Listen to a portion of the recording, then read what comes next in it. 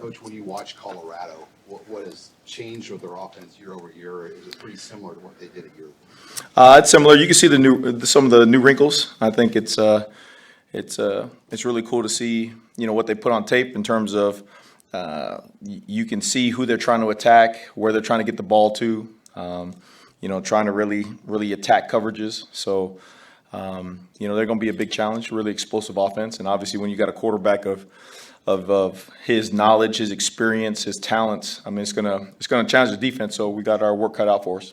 How do you guys prepare for a team that has that much speed and explosiveness? Because they're known for explosive plays. I mean, how do you kind of prepare for that? Well, it's when you're playing a heavier run team, you kind of tend your periods to change your periods to more run, more inside, more heavier personnels, and then when you get into teams that want to throw the ball, get you out in space and stuff, you might do a little bit more 7-on-7, get the guys in more space-oriented situations, so that way the game day is more like practice. So you do little things like that. Coach, that's the great thing with Coach. He says, hey, what do you guys need? And if it's more 7-on-7, then we do more 7-on-7. If it's more team, more team. If it's more against the offense, whatever it is we need to do to put these guys in the situation that they're going to be in the game, he allows us to do. And so doing little things like that, making sure that we hop on the little things that get us in position to make plays. You guys saw Travis Hunter last year when he was brand new to the FBS level, and so now getting to see that year on tape and what he did in the opener, playing both sides of the ball. And from your perspective, how impressive is that to I think he played like 120 something. Yeah. I mean, he is special talent. I mean, he's the best two-way player, one of the best athletes in the country. I mean, there ain't no way to sugarcoat that. You know what I mean? And again, it's one thing to face him and to have to defend that, and then it's another thing when you're just watching football and you really just admire the way he goes about the game, his love for the game, the way he plays. I mean, you can see him. He's a playmaker no matter where you put him. And so again, it'll be a challenge to the defense, and we got to make sure we're ready to go. What do you impress upon your DBs when you cover a guy like that who seemingly catches just about everything that's within his reach? Yeah, no, I mean, you just got to go back to fundamentals, go back to what we do and the situations that Coach Butler and all the defensive staff, they're putting the guys in right now, trying to mimic the same situations that our guys are going to be in the game, and you just rep it and you trust your training and you go out there and like I said, through the week you prepare in a way where you have confidence going into the game on Saturdays. How did the in-helmet communication go on Saturday? Did you really use it with the crowd noise? No, that's the thing with on the defensive side of the ball, the crowd is the loudest. So I mean, the crowd was awesome. I mean, I almost started keeping account of how many penalties the crowd gets, for the other team's offense. But it also hinders us as well. So that's why we had our normal signals and went about business as usual. So. But we continue to work with it, continue to move guys around in the green dot. So when it is time, we can use it to our advantage. Yellow sleeves underneath the shirts for a couple of you guys on the sidelines. Is that just a visibility thing if the helmet communication? Yeah, you know what? Somebody told me about that. Like that's a new fashion statement or something. Heck, no, that's all because the Jamari and those guys, they had a hard time seeing me with all the colors on the sideline. So they kept on pressing to say, Coach, wear a different color, do something. And so in the summertime, we had the Matt Rule football camps, and we wear those neon green to identify, who's part of the staff. And so one day I wore it at practice, and the guys were like, Coach, we can see you really easily like that, wear it on game day. And I'm like, green's not my color, but I'm like, for you guys, we're going to do it. So it was cool to see. And then, like I said, all the defensive signalers are in it, so they can see us right away. We can get the calls in and let them play. How'd you feel Marquise did at corner? Awesome. I mean, he had that really nice breakup on our sideline, one-on-one ball, didn't panic, went through the hands, did everything, and that's what you get with an experienced guy. But it was also all the other guys around him. The front getting some pressure, the safety taking number 2, so the ball went high. So, and Keese, again, trusted his training, was in the right spots, didn't panic, and he made the play. So it's fun to watch him continue to grow, play, show his versatility on film between going from corner and safety. Couple interceptions.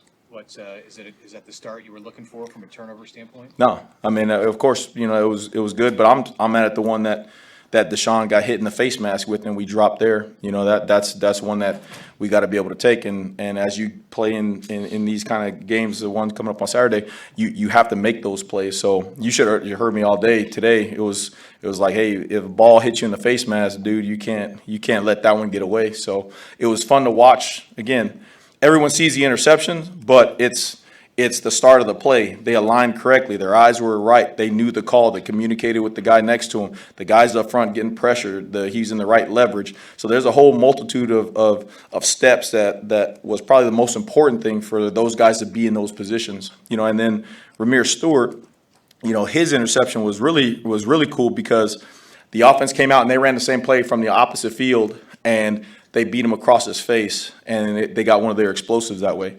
They came back a couple plays later, ran the same play against them, against the same defensive call, and he self-corrected him on the field and got the interception.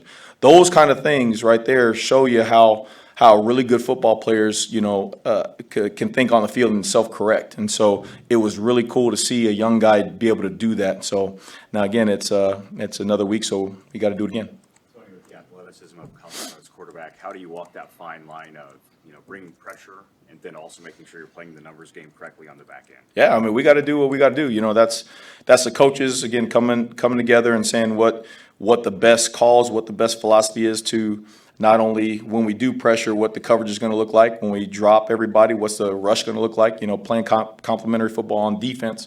So that's the challenge, right? I mean, he's a talent, and it seems like if you go back through and look at all the games, there's a lot of ways people played him, and I mean, he was still able to perform, you know, still able to execute. So, again, really big challenge, but he's the type of player that makes you a better coordinator. You know what I mean? Because you have to find ways. You got to be creative. You got to find ways to cover. You got to find ways to attack them. You got to find ways to disguise. So, you know, it's going to be a challenge. How pleased were you with the tackling? It looked like there were very few missed tackles, especially for a team that was trying to force you to maybe tackle in space last week. Yeah, I thought when we got there, the guys got there with some bad intentions. I think we need to shore up our angles. You know, there's a couple times where we got cut back on, and we don't. That's not what we do. That's not what we preach. So, again, you know, you love the things that you did well, but every step of the way, it's what can we do just that much better. You know, and that's the first thing we showed the guys.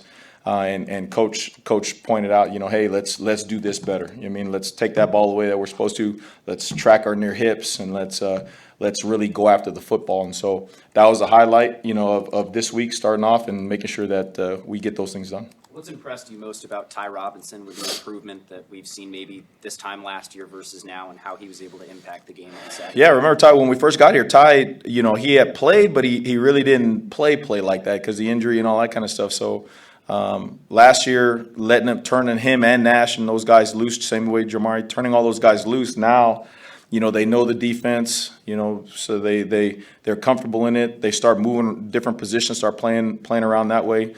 And you get to see them now just be instinctive and go and get off the ball. You know, like the cool thing was about that was last week, you know, we had an adjustment probably early in the week that we wanted to play things a certain way. And the guys were able to pick it up and do it, and it was probably one of the best things we did last week on defense. You know, and it was a last minute change to the defensive game plan, and they were able to do it just because they felt comfortable and everything. So when you get guys who know what they're doing and know how to do it, then you see the aggressiveness, you see the speed, you see their talent take form. So it was fun to watch Ty go out there and play a really good game. Did MJ and Makai come off as good on tape to a coach as it maybe seemed to a layperson in that first game? Yeah, really good. I mean, you know, the safety down there, I mean, we're not blitzing Makai. He's back there reading, and he blinks and he sees run, and he dips underneath the guard or tackle, and he accelerates through the hole, and he creates the initial the pile for the safety to happen, you know. And he's just a really instinctive football player, you know. And again, it's about getting him in position to let him go out there and let him use his instincts.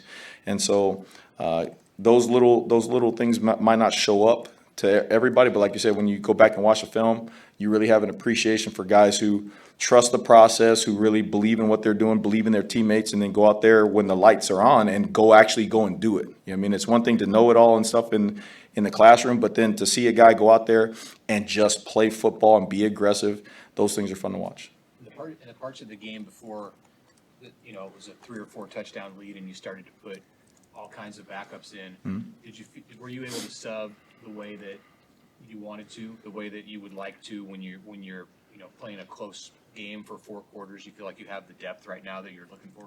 Oh, I mean, you can always develop depth. You know, the story behind that is, you know, you want to get guys in the game, and you know, it was a coach's challenge to the older guys to be like, hey man, let's play hard, let's be ourselves, let's be aggressive. So that way those guys who have worked alongside you all spring, all summer, all the OTAs in the summer and all that stuff, those guys get in the game. So when we were up, coach was, and this is really, I mean, different thinking is he was like, get those guys in the game. Hey, I want to see so-and-so. I want to see so-and-so. I want to see so-and-so. And as coaches, you know, you're just locked into the game. You're locked into down the distance, the personnel, what they're doing, making calls. You don't really see the benefit of all those guys playing. You know, and I saw the article, over 108 guys playing. Just think of like when they came back in here, how cool it was for Maverick Noonan to go in there after the injury to come back and have a big time tackle for a loss. I mean, a guy who, you know, busted his butt, been here, programmed, moved positions, doing all that kind of stuff, and then go into the game. I don't even know if he was in the defensive meetings. Him and Noonan, they were in the scout meetings the whole week, but yet they were in tune, locked in to go in there and execute a call. Maybe they didn't even practice all week. That type of stuff, it just resonates with the whole locker room, you know. And so when we get in those kind of things, that was all Coach Rule on the headset, you know, having a bigger picture of everything, and that was refreshing to get those guys in the game. Hey, Tony, from a coordinator's perspective, how beneficial can it be to have 4 full quarters of film to review, while on the other side, maybe they have like 3.5 with the starters? Yeah, I mean, we go back to, you know, the last games from last year as well. So it was. I mean, again, it was good that they put all that stuff on tape, but, you know, they're going to have their wrinkles. You know, they're going to have it's mainly you're looking at concepts and trying to get ideas of what they're thinking and how they want to do things, you know, versus the actual play call. So, I mean, it's good. All those things help in game planning, so we'll see. How do you prioritize that preparation of last year, and maybe the personnel is a little different play call part of the season versus this year? It's only one game, but it's more true to what you'll see. Yeah, no, you go back and look at the numbers and percentages, and again, it's just one game, but you kind of get a flavor of like what they like to do, right? I mean, it goes back to what the quarterback and OC see, how they want to attack. They see cover 4, they want to do this. They see 1 high, they want to do this. They see 2, they want to do this, you know, and see if those concepts remain the same. And then, I mean, it's not a secret, right? They're going to get the ball to 12, they're going to get the ball to 5, and they're going to get the ball to 10, you know. And if you're overplaying all that stuff, then they'll just run the ball, you know. And their O-line is better than, you know, last year, so that threat is going to be there. You know what I'm saying? So again, it's a big challenge. Just what are the emotions for you for the how big of a spotlight this is going to be for your team and your defense to show what they're capable of on the national stage? Yeah, right now it's just Tuesday, you know, and we're just worried about us right now, you know, and that's the most important thing. You know, you worry about who you're playing right now, then it all goes for naught. I mean, the process is we got to handle our business. We got to make sure we're tackling. First of all, it all comes back to do we know what we're doing? Number one, do we know how we want to do it? And then just getting those reps, putting those guys in position every day, you know what I mean, making sure their minds are right, making sure their attitudes are right. So that way, when the game comes, they've already played the game so many times during the week. You know, now they can just go out there and play. So it's not so much, you know, again, great talent, some of the best football players, you know, in the country coming in here. But, you know, it's more so what are we going to do and how are we going to do it is probably the biggest thing that concerns us. Anything else for Coach? Thank you. Thanks, Coach.